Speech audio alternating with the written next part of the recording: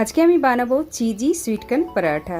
তার জন্য আমি 1 কাপ মতো সেদ্ধ করা ভুট্টা নিয়ে নিয়েছি, আর আমি পরোটার জন্য ময়দাটাকে আগে থেকেই মেখে রেখেছি।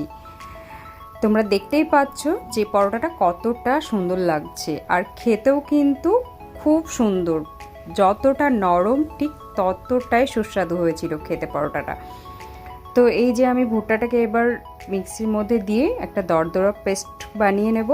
খুব মিহি পেস্ট বানানোর কোনো দরকার নেই, কারণ একটু মোটা মোটা থাকবে, তাহলে কিন্তু ভালো হবে। এবার এটার মধ্যে আমি সমস্ত মশলাগুলো এক এক করে অ্যাড করে দেবো।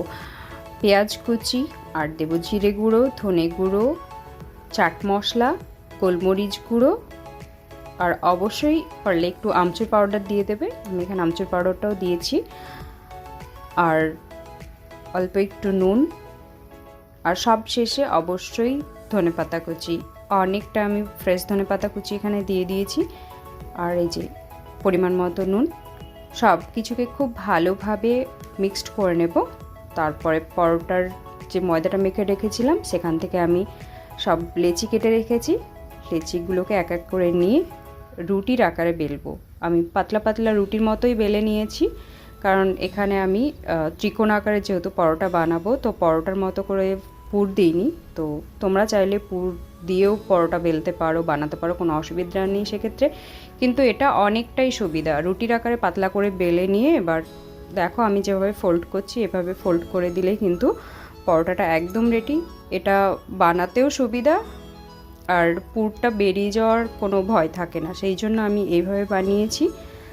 তো ফিলিংটা দেওয়ার পরে আমি একটা চিজ দিয়ে দিলাম। চিজের ওপরে সামান্য চিলি ফ্লেক্স দিয়ে দিয়েছি, তাতে করে খেতে খুব ভালো লাগবে। যেহেতু আমি এখানে কোনো রকম লঙ্কা ইউজ করিনি, সেই জন্য আমি চিলি ফ্লেক্সটা দিলাম ঝালের জন্য। তোমরা চাইলে কাঁচা লঙ্কাও ইউজ করতে পারো ভুট্টার পুরের মধ্যে। দেখো 2 দিক আমি গোল্ডেন কালার করে সেঁকে নিয়েছি পরোটাটা, দেখতেই পাচ্ছ।